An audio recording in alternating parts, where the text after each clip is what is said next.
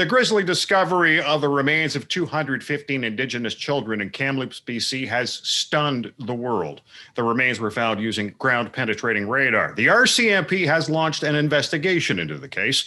The horrors of the residential school system was laid bare in the Truth and Reconciliation Commission. Back in 2008, then Prime Minister Stephen Harper apologized to Canada's Aboriginal people for the pain and suffering endured in the residential schools.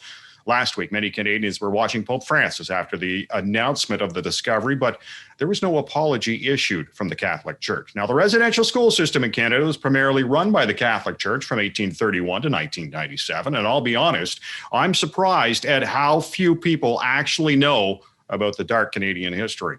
Hello and welcome to the Unpublished Cafe. I'm Ed Hand. We're coming to you from a remote location and practicing physical distancing to enhance safety.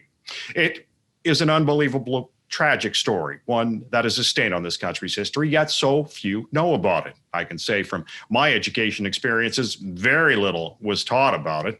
The House of Commons unanimously voted to have the federal government withdraw from its legal battle with First Nations children. It is arguing against compensation for those children in a Canadian Human Rights Tribunal, and while the vote was unanimous, it was non-binding, and many of the Liberal cabinet abstained from voting. Now, coming up on the Unpublished Cafe, we'll take a look at the impact of the discovery on Indigenous people across this country. As well, we'll hear from an expert on church apologies and why he feels the Catholic Church has no choice. But first, I'm pleased to be joined by Pam Palmater, professor and the chair of Indigenous governance at Ryerson University, as well as a Mi'kmaq citizen and member of the Eel River Bar First Nation. Pam, thank you for joining us. Thanks so much for having me. How does the Kamloops discovery reverberate through Canada's Indigenous community? Well, of course, it's very sad for everybody, but it's also very traumatizing for many of the residential school survivors who still exist today, as well as the family members whose children never made it out of those schools alive. So you've got that particular community of Kamloops in the Secwepemc territory who have living members who know that their children never came home. They've known for many, many years that there was these unmarked graves. They knew where roughly where the children were. They have been asking for governments and churches to hand over documents to locate these children. And because of the inaction, they had to go ahead and do it themselves. But the thing that your listeners need to understand is this isn't an isolated incident. Like, this mass grave is going to be replicated all across the country. Canada has literally lists of unmarked and mass graves across the country that it has yet to address. Pam, that's kind of where I was going to go next. Is when I heard about the announcement in Kamloops, it was horror, but I have read a lot about the residential school system. It didn't surprise me. And you expect that there will be more graves found then? Oh, yes, for sure. I mean, the former head of the Truth and Reconciliation Commission, former Justice Murray Sinclair, said there will be many more both mass graves and individual unmarked graves at or near residential school sites, that many of these locations are known because the children, the survivors of those residential schools, were often forced to bury their classmates who had passed away, or they could see the gravesite from the windows in their school. So imagine the horror of those children having to live through that. And so First Nations all across the country have been asking governments and churches, hand over all of your records. We need to identify our children because many families and communities want to bring them home. They don't want them buried at these residential school sites in unmarked graves. So we know there's going to be a large number because we have a great discrepancy between the numbers of children that are actually documented as having passed away in those schools and the number of children that are missing. And the estimates vary, but we know that it's going to be, somewhere closer to 12,000 instead of the 4,000 that we know have been documented. In your opinion, was it genocide? Oh, it was genocide. I mean, there's no question about that. Even if there was a question previously, the National Inquiry into Murdered and Missing Indigenous Women and Girls said that Canada is guilty of historic and ongoing genocide for these intentional policies, for allowing children to die when they knew better, because their own lawyers were saying, listen, you allowing all of these children to die in these circumstances is bringing you dangerously close to manslaughter. And the response, the official response by government was, well, that doesn't justify a change in residential schools because our objective is, and I quote, the final solution of the Indian problem. So Canada had both the requisite intent and the actions to have committed genocide of thousands of children. Imagine, these children stood a greater chance of dying in these schools than in an active soldier in World War II. So that says something. What would an admission of genocide mean to First Nations? Well, to some extent, Prime Minister Justin Trudeau has already accepted the finding of genocide in the National Inquiry into Murdered and Missing Indigenous Women and Girls. What he hasn't done yet is now take full responsibility for ending the ongoing genocide and making full reparations for historic genocide. That's the really important part. And keep in mind, the Truth and Reconciliation Commission also said on page 1 of its report that in all of its dealings with Indigenous peoples, Canada was involved in physical genocide, biological genocide, cultural genocide. So there's been several significant national public inquiries that have confirmed this. Now, the federal government is fighting 2 cases with the Canadian Human Rights Tribunal for reparations for Indigenous children. Why is the federal government continue to do this? Yeah, exactly. So on the one hand, you have the federal government and, ministers and the prime minister saying, our hearts and prayers go out to the Secwepemc people because of this mass grave. But at the same time, they're fighting the survivors of a different residential school, the St. Anne's residential school, refusing to hand over thousands of documents that confirm all of their claims of abuse. And I mean, keep in mind, that residential school, St. Anne's, had an electric chair for children, if you can imagine. So there's a big disconnect between the political commentary or the rhetoric and their actions on the ground. And similarly, like you mentioned, First Nations children in foster care has been considered by this government as a humanitarian crisis. One of the primary reasons there's so many kids in care is because of the intergenerational trauma of residential schools. They have been found guilty of racial discrimination, ordered to compensate, but they are fighting these kids in court, if you can imagine that. And so Canada's actions don't match with their words. And it also goes to show how genocide can continue over a long period of time if reparations and remedial actions aren't taken seriously. Why do you think so few Canadians know the history of residential schools? Well, first of all, they weren't taught about that in school. I mean, I certainly wasn't taught. My own children weren't taught about it. And aside from the education system, you haven't seen historically a lot of coverage of the horrors of residential schools by mainstream media, which up until the advent of social media was your primary source for that kind of information. And an absolute failure by federal and provincial and territorial governments to do any kind of public education outreach on their own. So you've got failures on all 3 counts, education, media, and governments, to educate Canadians. However, in the last 10, 20 years, there's now zero excuse. These issues have been covered extensively in the media. There's been numerous public surveys that say the majority of Canadians do know about this. They do know about the horrors. They do know about the ongoing injustices. But, there's, again, this leap between knowing, knowledge and awareness, and actually doing something about it. Because keep in mind, who's actually working in governments? Who's working in these agencies? It's Canadians. So it's not like you can just look at government and say, do something. It's actually Canadians who also need to do something. So should it be taught in school? I know an unsanitized version of it would be obviously, could be very, very nasty in the classroom, but this is something that has to be taught, is it not? Yes, of course. And there are many jurisdictions now who are teaching it. And of course, the curriculum that's being developed or being taught now is being taught at an age appropriate level. What you tell a 4-year-old child who's in early childhood education program is a little different than what you tell a 10-year-old or a 16-year-old. That being said, children are far smarter and far more capable and emotionally intelligent than people think they are. For example, I have a Warrior Kids podcast where I teach kids all about these issues in kid-friendly ways. And it's important to understand that, yeah, kids are going to be upset by this. But keep in mind, they're in classrooms with Indigenous children who are in foster care or families who have suffered from residential schools. So if Indigenous peoples are old enough to suffer the ongoing trauma of it, then Canadian children are old enough to learn about it and what their classmates are dealing with on an ongoing basis.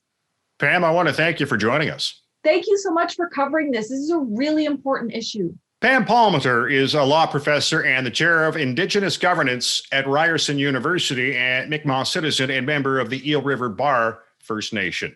Now, most were initially shocked by the discovery of the 215, but then it seemed to fade, whether it's a lack of knowledge or a lack of understanding.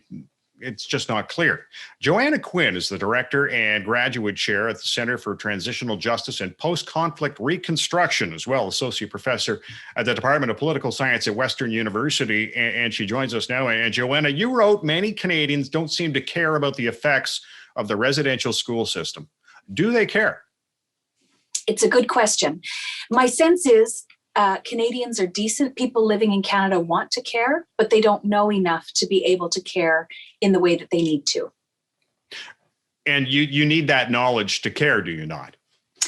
My research shows that if you don't have the knowledge that explains to you not just what happened, but why it matters, caring is much more difficult. And my sense is that Canadians know a little bit, but not enough to really dig into the question and make change. And that change is badly needed. You say this is the tip of the iceberg, but it can't be seen. Why can't it be seen?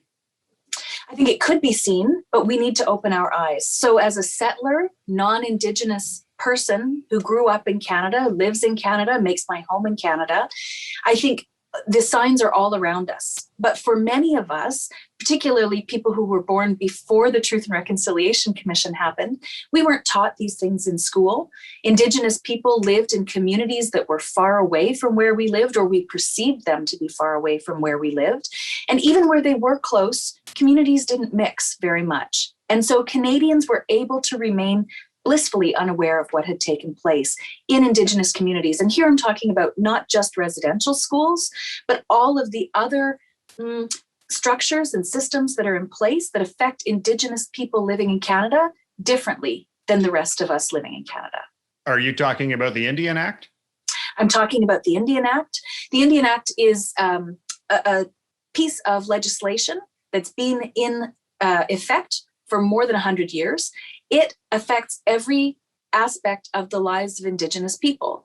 But I don't think Canadians understand that the water problems, for example, on Indigenous reserves are related to missing and murdered Indigenous women and girls, are related to questions of land, are related to the residential schools. It's part of a bigger picture. And I think our lack of knowledge lets us see only one or maybe two aspects at once, but doesn't let us connect those dots. What happens if a country with a dark moment in history like this doesn't acknowledge it? You've asked the big question, and we can look around the world and see what happens when we fail to acknowledge our past. When we stop and think about these kinds of things, but do nothing about them, we perpetuate human rights violations, we perpetuate differential treatment of people in society, which leads to inequality, which leads to behavior in populations against certain groups in society. Now, we could see that turning into civil war. We could see that turning into authoritarianism in other places in the world. Do I think that's likely to happen in Canada? No. But if we don't address the differential treatment against Indigenous people in Canada, we are keeping that group in our community in a different compartment without equal access, without equal rights, and without equal treatment that the rest of the people living in Canada, like me, enjoy. Why do you think we have such a difficult time coming to grips with this knowledge? You know, Canadians are nice. We are nice people. We're wonderful people. We're generous. We're kind. And this story really doesn't fit with our image of ourselves. Mm-hmm. So if you ask people internationally, what are Canadians? Nice, kind, generous, all those things. When we think about this, it's jarring. We have difficulty imagining that these kinds of things could have taken place. As a middle-aged white friend of mine said to me a few years ago, Joanna, I don't think so. If this stuff had happened, I would know. But it did happen and we didn't know. Exactly. Now, how do Canadians embrace this knowledge of what happened and then empower change? How do they do that? So my research has shown that we need to understand information, data, and facts. So the uncovering of a minimum of 215 bodies in grave sites in Kamloops is connected to residential schools across the country. And we know the Truth Commission report told us, Justice Murray Sinclair, who was the head of that commission and then a senator, has told us that those numbers could be close to 15,000. So we need to actively pay attention. We need to actively learn about what's happened. But we also need to sort of widen our gaze so that we equip ourselves with the knowledge to understand how those things are connected. Once we do that, then when proposals are made to government, in civil society, for things like truth and reconciliation commissions, for things like changing legislation to build in equality and access, Canadians and people living in Canada will hopefully not be so reluctant to engage in those kinds of processes. So that knowledge should give us the foundation on which we can then be active citizens, actively working toward the change our country needs. Joanna, I want to thank you for joining us. It's been nice to talk to you. Thanks very much. Joanna Quinn is Director and Graduate Chair at the Center for Transitional Justice and Post-Conflict Reconstruction, as well as Associate Professor in the Department of Political Science at Western University. Now, following the discovery in Kamloops and the connection to the residential school system by the Catholic Church, many were hopeful of an apology from Pope Francis, but it did not come. Jeremy Bergen is Associate Professor of Religious Studies and Theological Studies, as well as the Director of Theological Studies at the University of Waterloo. And Jeremy, thank you for joining us. What does the Church have to take into account to make an apology? Well, I think one of the things the Church has to take into account is the fact that it's speaking to a public audience, and it has many audiences, certainly survivors and their families, Canadians as a whole, Catholic individuals. And I think because of that public character, it's important for the Church to address some of the expectations that this public has. And I think one of the really key expectations that the public has is that the Church take responsibility as an institution for a policy that it was complicit in, that it participated in, and in its running of these residential schools. So I think that public piece is one of the first things that I would say. Now, you say the barrier is theological. What does that mean? Well, I think there are probably several barriers, and I think issues of liability are certainly probably in the mix as well. But I think one of the things that the public may not appreciate is the fact that there is an aspect of traditional Catholic theology that understands that the Church as an institution is not a body that can do wrong. So individuals may do wrong, may commit sins, but not the Church as a body. And so for this reason, if you look at many of the Catholic statements that have been made by popes and bishops, in the last number of decades on a range of issues, most of them will talk about forgiveness for things that individuals did. And I think this is certainly an important piece of the puzzle. There were individuals that did wrong, and absolutely that should be acknowledged. But I think there is also a perception that the Church itself did something wrong. And unless that's acknowledged, I think people will wonder, well, does the Church really get it? Does it understand what it might need to do in order to demonstrate a changed attitude and a renewed relationship with Indigenous people? Well, we've seen apologies in the past. I don't understand why this one would be much different. Well, so I think there's an interesting dynamic where sometimes statements that seem like apologies are reported as apologies, but on closer inspection might not actually be that.